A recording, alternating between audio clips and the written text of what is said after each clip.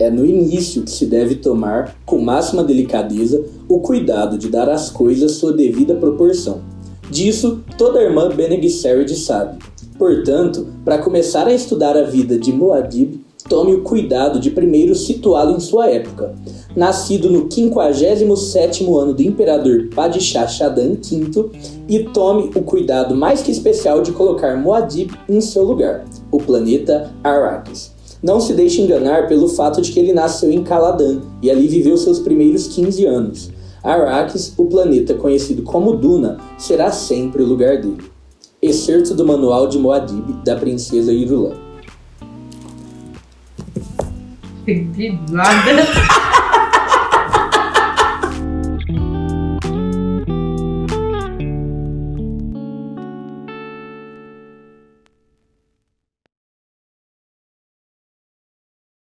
Oi pessoal, eu sou o Rony do Cabeceira, como vocês bem sabem nessa altura do campeonato, e hoje mais que nunca eu estou radiante, porque chegou a nossa vez, galera da cultura pop. Você que assim como eu, além de fascinado por livro, também ama um bom filminho, ama um bom cineminha. A gente esqueceu a pipoca do cenário, Lívia. Ah, é verdade. Droga, era pra eu estar fazendo uma resenha comendo uma pipoquinha. Mas você aí que tá com nós nessa, pode ficar muito feliz, porque esse mês é nosso.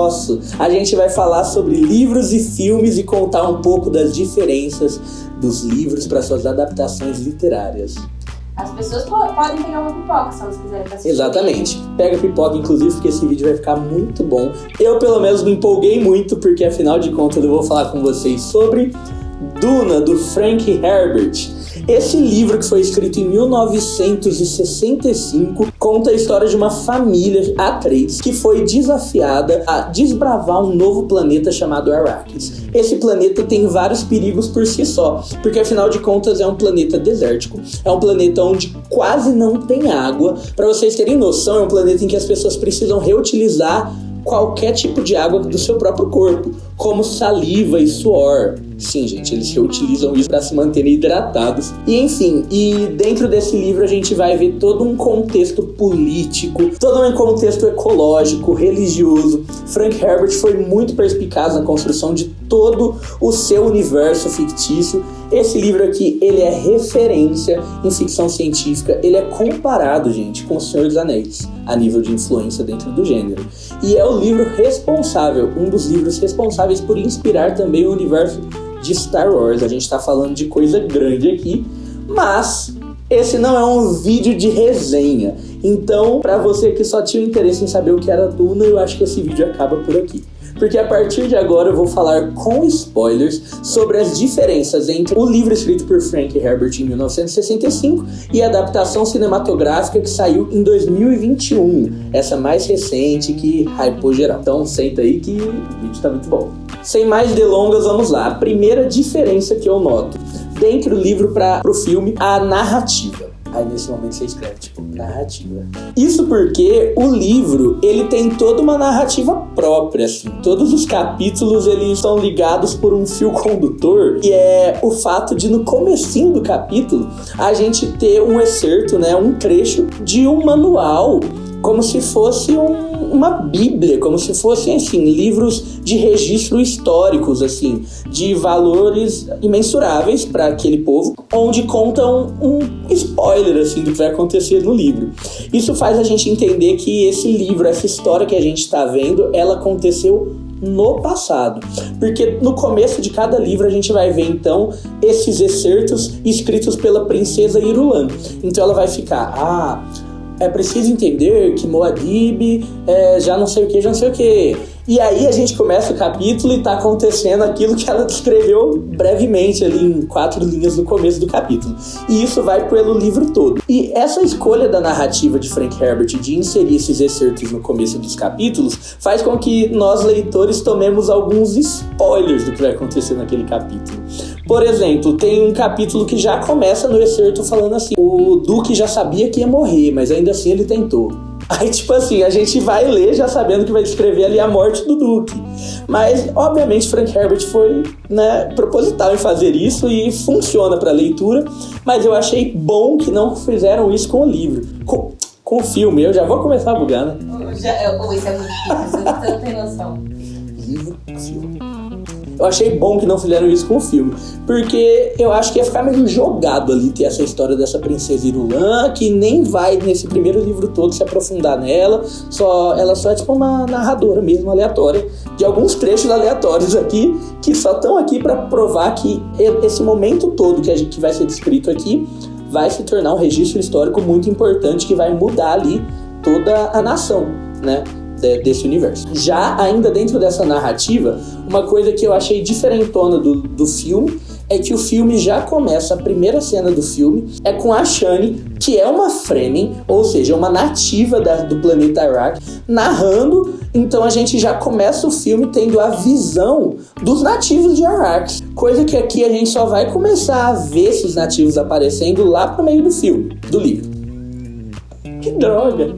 E, enfim, eu achei talvez um pouco aleatório esse começo aí com a Shani, pra falar a verdade, mas eu entendi o porquê dele. É pra mostrar que os nativos ali já sofreram bastante com os Harkonnens, que são os vilões aqui dessa história toda, e que era a família que por muito tempo tomou conta ali daquele planeta antes dos Atreides, que são os que estão indo ali agora. E essa é a primeira diferença que eu notei da adaptação pro livro. Segunda diferença que eu notei está nos 3 grandes aliados da família Atreides. A família Atreides tem várias pessoas ali que trabalham para eles, mas tem 3 grandes aliados. Os 3 eram Gurney Halleck, o guerreiro trovador, Thufir Hawat, o velho mentat e mestre dos assassinos, e também Duncan Idaho, o mestre espadachim dos ginásticos. Esses 3 caras, eles têm tamanha importância no livro que, assim, é muita importância.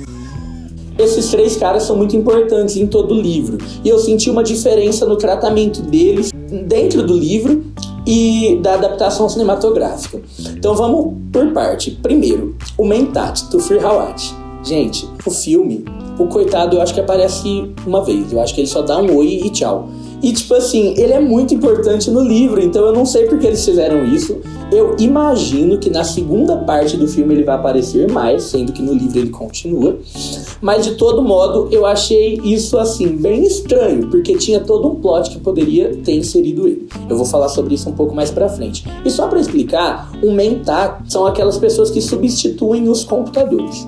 Porque assim, toda a trilogia de Duna acontece num futuro pós-robótico. Então, os robôs já existiram lá no futuro em relação a onde estamos hoje. Os robôs já fizeram uma guerra contra os humanos, os robôs já perderam, os robôs já foram abolidos, e agora é nesse futuro que Duna acontece. E aqui não tem mais máquina quase alguma. E os mentats, eles são aquelas pessoas com tamanha sabedoria que é como se fosse uma enciclopédia humana. Você pergunta alguma coisa, a pessoa vai te responder assim, dados, vai te responder tudo, porque ele teve um treinamento para se tornar um mentat, que é aquele que vai substituir os computadores. Já o Duncan Idaho ganhou mais tempo de tela no filme do que no livro. E, obviamente, eu não vou reclamar disso, levando em conta que ele é interpretado pelo Jason Momoa, que, assim, é um ator muito bom, muito genial, que deu vida ali pro Duncan de uma maneira muito legal. Eu acho que eu gostei mais do Duncan do filme do que do Duncan do livro. E, enfim, logo no começo a gente tem uma cena inserida ali no filme, um diálogo do Paul com o Duncan. Logo que o filme começa, o Duncan tá indo pra Arrakis, enquanto eles ainda estão em Caladan, né, na sua cidade natal, e o Paul chega desesperado falando, Duncan, você precisa me levar junto, porque eu tive um sonho que você ia pra Arrakis e morria lá. E o Paul era famoso por ter sonhos que se tornavam reais. E aí já cria logo de cara uma tensãozinha de será que o cara tá indo pra morte? Gente, esse diálogo nunca existiu no livro. Inclusive, quando o livro começa, o Idaho já tá em Arrakis, então ele nem fala com o Paul nem nada. Mas eles realmente quiseram dar um pouco mais de vida pra esse personagem, levando em conta que é o personagem que lá pro final do filme, em meio do livro, vai se sacrificar pela sobrevivência do Paul, então vai ter, né, a cena emocionante e tudo mais. Então, achei ponto positivo por isso. Já o Gurney Halleck, a única coisa que eu senti falta foram das suas canções, porque no livro fala que ele tá toda hora cantarolando, inclusive tem trechos de musiquinhas meio aleatórias assim dele cantando, e eu pensei que talvez no filme poderiam colocar isso, sabe? Como umas musiquinhas meio assim, sabe essas musiquinhas que caem de modo bem oportuno nos filmes, tipo aquela musiquinha dos Jogos Vorazes que a Katniss canta. Eu acho que eles perderam a oportunidade de fazer coisas desse tipo com esse personagem, que aqui é descrito como um cantante a todo momento. A terceira grande diferença que eu senti do livro pro filme foi sobre o personagem Liet Kynes. E assim, a diferença que eu acho que vocês mais vão notar é que no livro é o Dr. Liet Kynes, enquanto no filme é a doutora Liet Kynes. Eu não sei porquê, mas mudaram o sexo da pessoa. Mas enfim, embora essa seja a diferença mais notável, não é a diferença mais discrepante, porque isso não muda absolutamente nada o enredo da pessoa. De todo modo, no livro, esse personagem é muito mais interessante do que no filme. Gente, eu imagino a dificuldade que deve ser colocar em uma adaptação que já ficou longa, já tem 2 horas e 40 minutos, mas colocar tanta história, mas eu acho que eu não sei se eu concordo com as histórias que eles cortaram.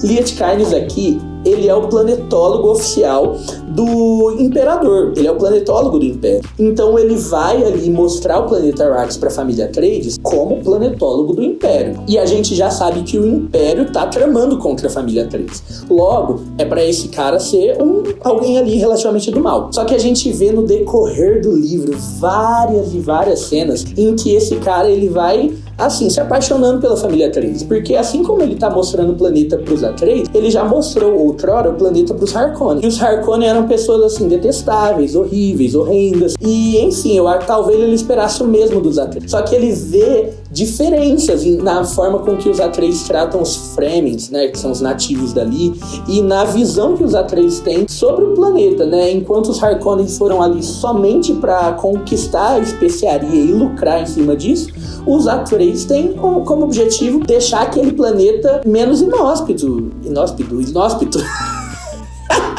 Se falou certo, falou errado, mas... E enfim, até que no fim a gente descobre que o Dr. Liet Kynes não só é o planetólogo oficial do Império, como é também o grande líder dos Fremen. Então ele teve vida dupla o tempo todo. E esse plot não é explorado no filme. E eu fiquei tipo, poxa, podia falar um pouco mais sobre isso. Tá lá de maneira subentendida, mas não é tão explorado assim no filme quanto no livro. E se toda a caminhada do doutor foi diferente no livro do filme, a morte não poderia ser diferente. No filme ele tem uma morte talvez um pouco mais digna. No filme ele morre talvez como um mártir, assim.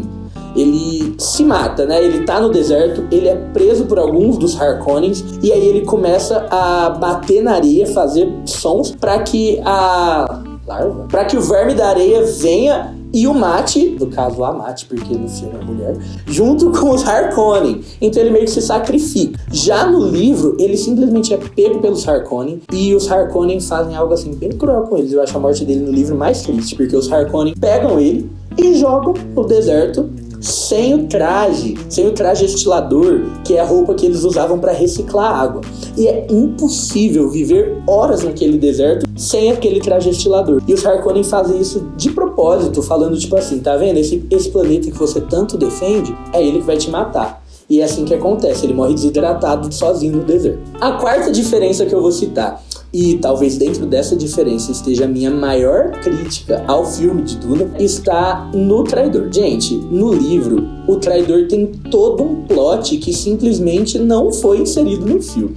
Mas vamos por partes, vai. No livro, a gente descobre logo no começo que o Dr. Yueh é o grande traidor. Assim que o Dr. Yueh aparece, eu acho que lá no 3º ou 4º capítulo, bem no comecinho mesmo do livro, a princesa Irulan já fala assim, Dr. Yueh, o traidor. Então a gente já sabe que ele vai trair. Já no filme, eles optaram por fazer disso um plot twist. Essa decisão eu considerei muito acertada, eu gostei da gente só descobrir quem era o traidor no momento da traição. Isso eu achei legal, eu achei que funcionou bem a gente já saber antes no livro, mas no filme fica mais legal assim de fato. Porém, no filme, eles tiraram muitas falas do Dr. Yueh, então quando a gente descobre que ele é um traidor, não foi algo assim tão impactante pra nós, porque ele não tinha construído uma relação ali tão grande dentro do filme com nenhum dos personagens principais a ponto da gente falar, mas ele traiu eles, entendeu? Ele só apareceu umas 2 vezes ali, medindo a pressão do Paul, e só, não teve falas. Enquanto no livro, tem várias cenas bem significativas.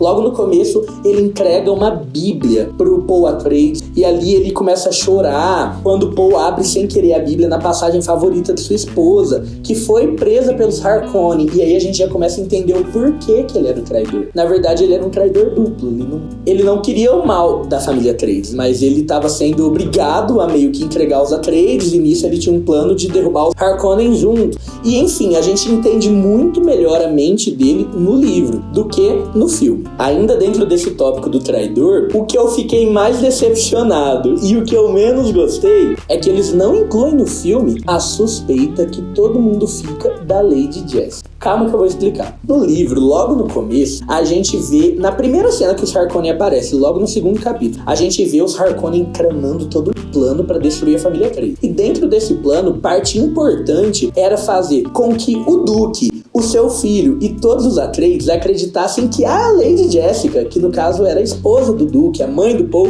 fosse a traidora. Então eles plantam provas para fazer com que o Mentat, que é essa espécie de computador humano, o Mentat da família, ele acredite que a Lady Jessica é a traidora. E isso acontece logo no começo. Quando o Paul sofre aquele atentado no quarto dele, o Mentat já começa a desconfiar da Lady Jessica por conta dessas provas que foram implantadas ali na mente dele. E aí ele já vai e fala com o Duque. Ele fala, Duque, eu sei que o senhor vai ficar chateado com essa minha afirmação, mas eu tenho provas concretas de que quem tentou assassinar seu filho é a própria mãe dele. E o Duque fica, desacreditado, mas ele permite com que o Mentat investigue a Lady Jessica. E aí o Mentat vai lá e fala com o Duncan Idaho, que é aquele personagem interpretado pelo Jason Momoa, pra começar a investigar a Lady Jessica porque tava suspeitando dela. Gente, é criada toda uma teoria da conspiração, a casa inteira se vira contra a Lady Jessica, todo mundo começa a investigar ela e, enfim, cria um clima terrível, até que um dia o Duncan chega bêbado em casa, aí a Jessica vai falar com ele, aí ele fala assim, sai daqui sua bruxa, a gente já sabe que você tá traindo. Aí ela chama o Mentat, confronta ele, vira um diálogo super tenso, os dois um contra o outro, assim, eu desconfio de você, mas eu que desconfio de você.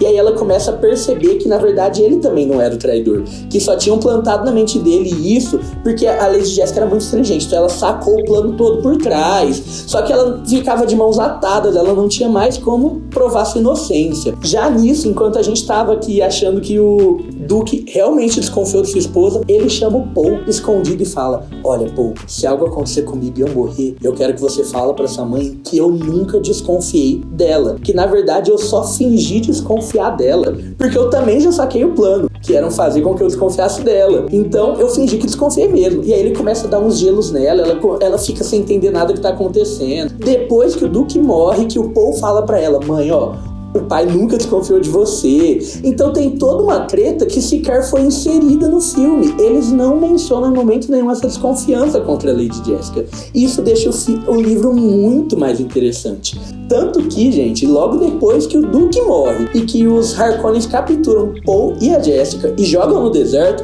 enquanto ela tá lá quase morrendo, a coitada, o Mentat tá pra lá e ele começa nossa, eu devia ter matado aquela bruxa, ela matou o Duque.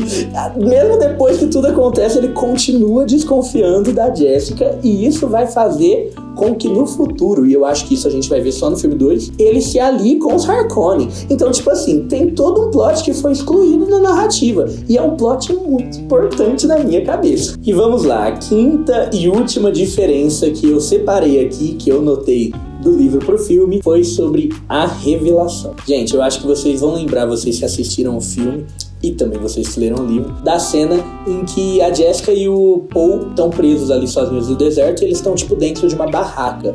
E é quando o Paul olha pro dedo dele e vê o anel do pai dele e ele se toca, assim como a Jessica, de que o pai dele morreu. E aquela é uma cena muito importante, tanto no livro quanto no filme, porque o Paul fica um tanto quanto perturbado, né? Ele surta, ele xinga toda a mãe dele, ele fala que não queria ter recebido esse treinamento de bruxa que ela passou pra ele. Enfim, tem todo um plot. Só que algo acontece no livro que não acontece no filme. Ainda dentro desse momento, o Paul tem um sonho em que ele descobre que o Barão Harkonnen, o grande vilão, é o pai da Lady Jessica. No caso, seu avô. Exatamente. E eles simplesmente desconsideraram totalmente essa informação pro filme. E eu não sei por que eles fizeram isso. Porque, ok, pode ser que essa informação não vá mudar muitas coisas, tá? O clima entre eles continua o mesmo, eles continuam inimigos. Mas eu considero essa informação por si só um plot twist gigantesco. E eu acho que faltou isso. Não sei se eles têm pretensão de falar isso só no segundo filme, mas eu acho que não, porque já passou o momento, então optaram por não colocar, e eu acho que deveriam ter colocado. De todo modo, essas foram as principais diferenças que eu notei do livro pro filme. E agora eu vou dar o meu veredito. Gente, o Duna foi definitivamente um dos melhores filmes que assisti em 2021. Eu acho que conseguiu fazer um filme completo entre si, sabe? Então, talvez pra quem não leu o livro, não sentiu falta de nenhuma dessas coisas que eu senti. Porque o filme, ainda assim, é um filme muito instigante. Tem cenas muito boas, cara. Aquela cena do Paul enfiando a mão na caixa preta quando a reverenda madre chega pra testar ele, e ele começando a berrar, e aí corta pra Jessica sofrendo. O que tá acontecendo? Ela já chega usando a voz, né? Ela já chega tipo assim, vem aqui. E ele já vem automaticamente. E você ainda não tá muito situado no universo e nos poderes que tem ali dentro desse universo, você tá tipo, o que tá acontecendo? Que bagulho sinistro. Eu vi isso no cinema e eu fiquei arrepiado. É exatamente igual a do livro. E é uma cena muito significante pra quem lê o livro, porque o livro começa com essa cena, né? A primeira coisa do livro é isso. É o Paul enfiando a mão na caixa. E enfim, ficou fenomenal. Primeiro porque a atuação de todos eles está impecável. Segundo porque eles gastaram uma grana danada. Foi assim, um orçamento de, se eu não me engano, 97 milhões de dólares para fazer esse filme. E esse filme lucrou 400 milhões de dólares. Então foi sucesso absoluto. Provavelmente a gente vai ter a continuação. Já confirmaram a continuação. A gente só não tem muitos detalhes de quando começa a gravação nem nada, mas já confirmaram a continuação. E, enfim, tem cenas muito legais. Tem cenas que foram acrescentadas também. Como, por exemplo, a primeira vez que o Paul vai pro deserto e aí ele vê o primeiro verme da areia ali. E no livro, ele escolhendo da nave e beleza, eles vão embora. No filme ele desce. Ele resolve descer, dá uma alucinada lá, começa a ter uns sonhos ajoelhado lá no meio da areia. Aí fica aquela tensão pura. São coisas que funcionam muito bem dentro do cinema, são coisas que funcionaram muito bem dentro do filme. Foi uma mudança da cena original, mas não mudam assim a personalidade do Paul. Eu acho que é a cara dele ter feito isso mesmo. Então o filme tem mais acertos do que erros. Fora a fotografia que ficou impecável, gente. Quando eles começam em Caladan, a impressão que eu tenho é que as coisas são mais azuis, assim, sabe? São mais frias.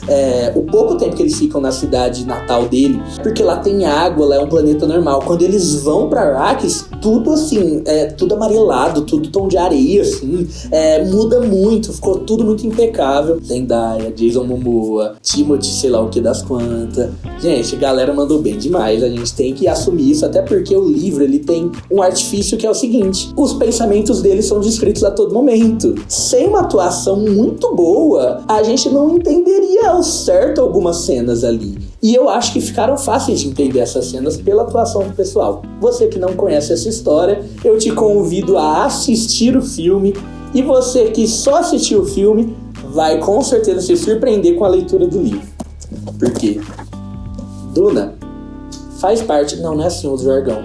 Agora me conta aí, esse livro é digno de estar na sua cabeceira? Se inscreva no canal, manda esse vídeo aí pra geral. E também não deixa de dar o like, que é muito importante pra gente saber o feedback sobre o nosso trabalho. Tamo junto e até a próxima!